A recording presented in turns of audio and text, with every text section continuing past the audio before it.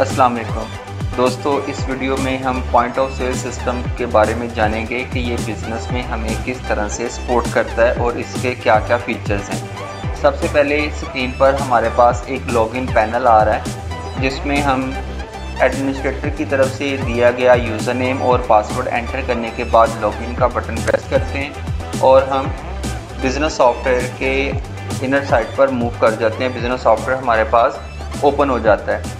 पहले हम एक इसका शॉर्ट टूर करते हैं जिसमें हम इस चीज़ को देखेंगे कि ये सॉफ्टवेयर हमें क्या क्या सहूलतें फ्राहम कर रहा है। जिसमें मैं टूर के बटन एप्लीकेशन टूर के बटन पर क्लिक कर रहा हूँ। एप्लीकेशन टूर में हमारे पास डिफरेंट 7 स्टेप्स जो हैं वो डिस्प्ले होंगे, जिसमें फर्स्ट स्टेप में हमें बताया जा रहा है कि हम अपने तमाम जो शॉप से रिलेटेड इंफॉर्मेशन है उस इंफॉर्मेशन में जैसे प्रोडक्ट है, स्टॉक कीपिंग यूनिट है, डिस्काउंट्स हैं, टैक्सेस हैं और भी बहुत सारी सेटिंग्स हैं, उनको मैनेज कर सकते हैं। चलें जी, प्रॉपर हम अपने टूर को स्टार्ट करते हैं जिसमें नेक्स्ट का बटन मैं प्रेस करता हूं। और इसमें सबसे पहले हमारे पास जो फर्स्ट स्टेप होता है कि हमने अपने बिज़नेस की जो लोकेशन है उसको मैनेज करना है और उसकी तमाम की तमाम सेटिंग, चाहे वो बिज़नेस से रिलेटेड सेटिंग है, लोकेशन से रिलेटेड सेटिंग, इनवॉइस प्रिंटिंग से रिलेटेड सेटिंग है, बारकोड की सेटिंग है, रिसिप्ट प्रिंटिंग वगैरह, इसके अलावा टैक्सेस हैं और मज़ीद अगर कोई पैकेजेस की सब्सक्रिप्शन वगैरह करनी है तो वो भी सारी की सारी सेटिंग्स हम अपनी सॉफ्टवेयर की मदद से कर सकते हैं। इसके अलावा नेक्स्ट के बटन पर मैं मूव करता हूँ और स्टेप 3 के अंदर हमें ये प्रोवाइड की जा रही है फैसिलिटी कि हमारे पास जो कॉन्टैक्ट्स होते हैं, कॉन्टैक्ट्स में हमारे पास हम जब एक बिज़नेस को चला रहे होते हैं तो हम एज आ मिडल वेयर पर वर्क कर रहे होते हैं। हमारे साथ कस्टमर्स और सप्लायर्स ये दोनों अटैच होते हैं। सप्लायर्स की तमाम सेटिंग्स, कस्टमर्स की तमाम सेटिंग्स, कस्टमर्स को मैनेज करने के लिए, सप्लायर्स को मैनेज करने के लिए फैसिलिटी अवेलेबल है। कस्टमर्स का ग्रुप क्रिएट किया जा सकता है।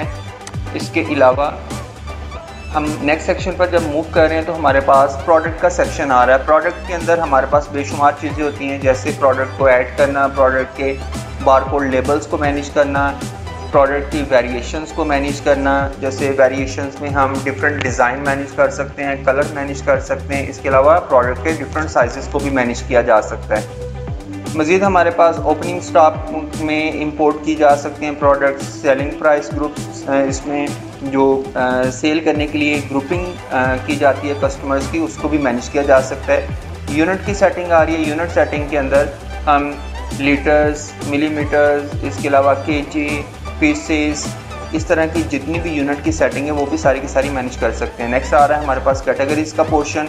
अगर हमारे पास डिफरेंट कैटेगरीज़ की प्रोडक्ट्स अवेलेबल हैं तो हर एक कैटेगरी को अलग अलग मैनेज भी किया जा सकता है। अगर हम अपने बिज़नेस में डिफरेंट ब्रांड्स पे काम कर रहे हैं तो ब्रांड्स की सेटिंग को मैनेज भी आसानी से किया जा सकता है। कुछ प्रोडक्ट्स पर हम वारंटीज़ दे रहे होते हैं कस्टमर को, तो वारंटीज़ के लिए भी प्रॉपर सेक्शन हमारे पास अवेलेबल है कि हम अपने कस्टमर्स को प्रोडक्ट पर वारंटीज़ भी दे सकते हैं। इसके अलावा नेक्स्ट स्टेप पर हम मूव करते हैं तो हमारे पास एक सेक्शन आ रहा है परचेजिंग सेक्शन। तो ये जो परचेजिंग सेक्शन है इसमें हम प्रोडक्ट्स को ऐड कर सकते हैं, परचेजेस को ऐड कर सकते हैं कि हमने क्या क्या परचेज़ किया है, उसकी कंप्लीट लिस्ट मैनेज की जा सकती है।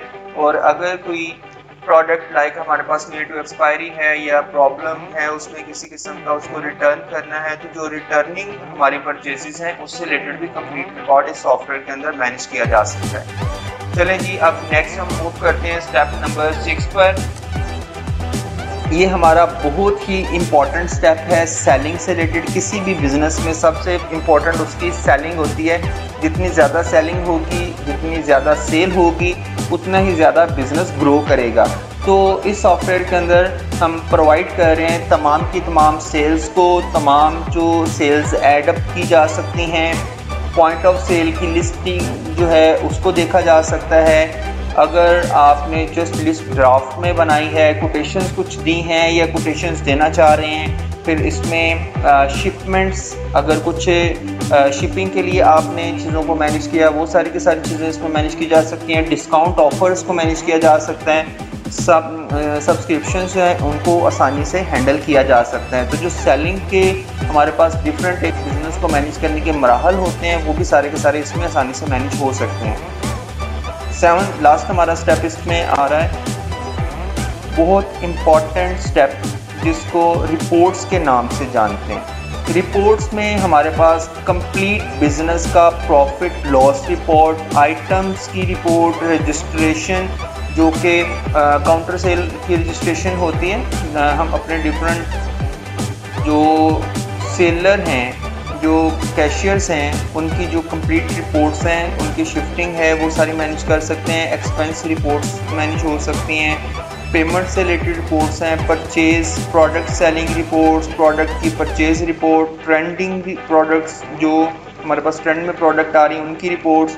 इसके अलावा परचेज़ एंड सेल से रिलेटेड रिपोर्ट्स आ रही हैं, स्टॉक की एडजस्टमेंट है, लॉट नंबर्स की रिपोर्ट्स है, लॉट की जो सेलिंग है उससे रिलेटेड रिपोर्ट्स आ रही हैं, स्टॉक की एक्सपायरी रिपोर्ट्स हैं, स्टॉक कंप्लीट स्टॉक से रिलेटेड रिपोर्ट आ रही है। इसके अलावा कस्टमर जो ग्रुप क्रिएटेड हैं उनको अगर कोई डिस्काउंट्स वगैरह हुए हैं या जो प्रोडक्ट सेल हुई हैं उससे रिलेटेड कंप्लीट रिपोर्ट्स है विद फिल्ट्रेशंस।